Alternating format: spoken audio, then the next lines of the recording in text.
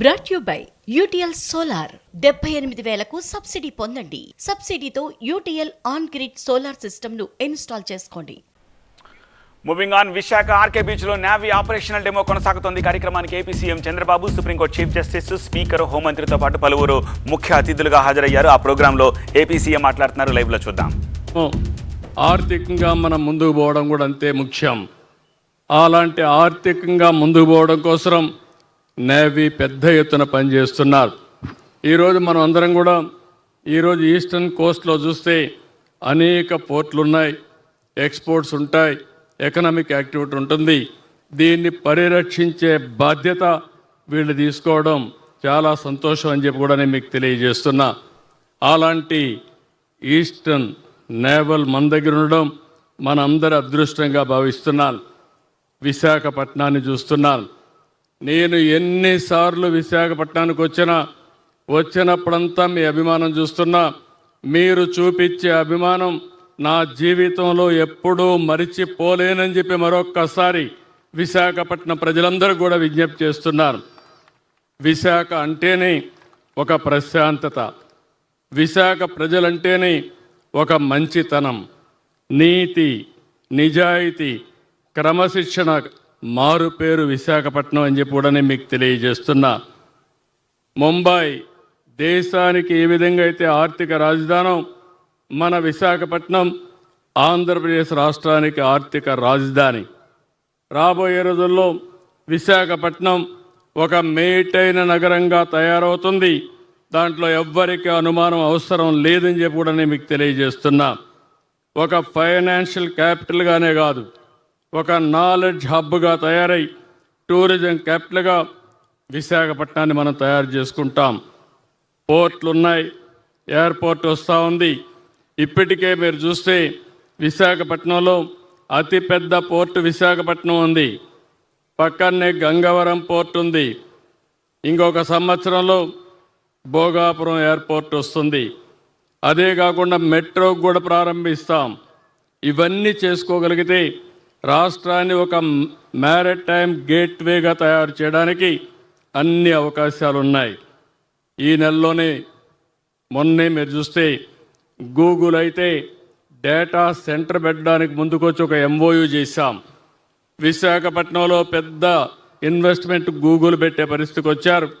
ఇప్పుడే టీసీఎస్ ముందుకొచ్చారు. ఇలాంటి ఐటీ కంపెనీస్ పెద్ద ఎత్తున రాబోతున్నాయి. రేపు 8వ తారీఖున ప్రధానమంత్రి గారు వచ్చి రైల్వే జోన్కు ఫౌండేషన్ ఇస్తున్నారు.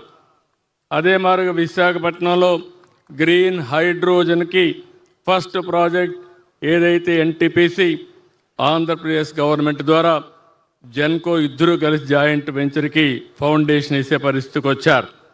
ఇదే మాదిరిగా గోదావరి నీళ్లు కూడా ఈ సంవత్సరం అనకాపల్లికి వస్తాయి. రాబోయే సంవత్సరం విశాఖపట్నానికి తీసుకొస్తామని చెప్పి కూడా నేను మీకు తెలియజేస్తున్నాను. ఈరోజు ఈ విశాఖపట్నాన్ని ఒక నాలెడ్జ్ సిటీగా తయారు చేయడానికి ఈ ప్రభుత్వం కట్టుబడి ఉన్నాం.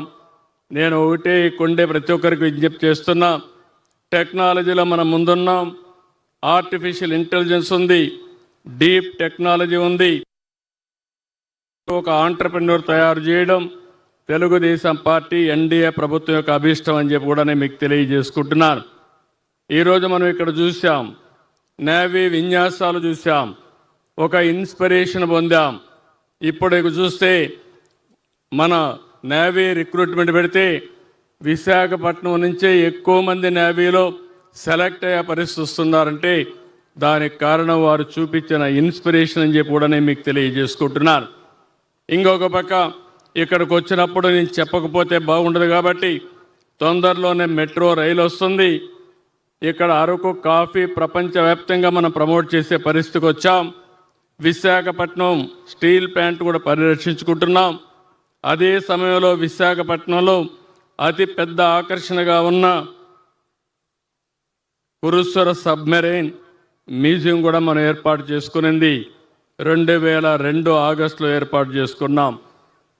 అదే సమయంలో 2017లో 14 కోట్లు ఖర్చు పెట్టి TU-142 ఎయిర్క్రాఫ్ట్ మ్యూజియం ఏర్పాటు చేసుకున్నాం.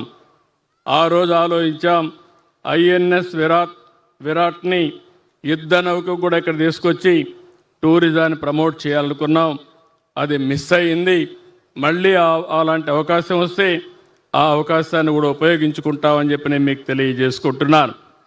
ఈరోజు ఈ యొక్క విశాఖపట్నాన్ని ఒక ఫైనాన్షియల్ హబ్గా తయారు చేయాలని, ఒక టెక్నాలజీ హబ్గా, ఫార్మా హబ్గా, మెడికల్ మ్యానుఫ్యాక్చరింగ్ హబ్గా తయారు చేయడానికి ఈ ప్రభుత్వం ముందుకు పోతున్నాం.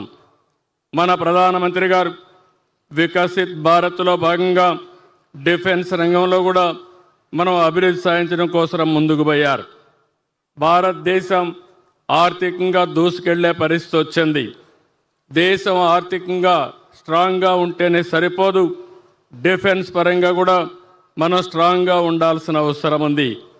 అలాంటి డిఫెన్స్లో సమర్థవంతంగా ఉండడానికి నేవీ చేస్తున్న కృషి అసామాన్యం. వారిని ఈరోజు మనం చూస్తే, మన నేవీని చూస్తే వేరే వాళ్ళు భయపడే విధంగా మన వాళ్ళు పనిచేయగలుగుతున్నారు.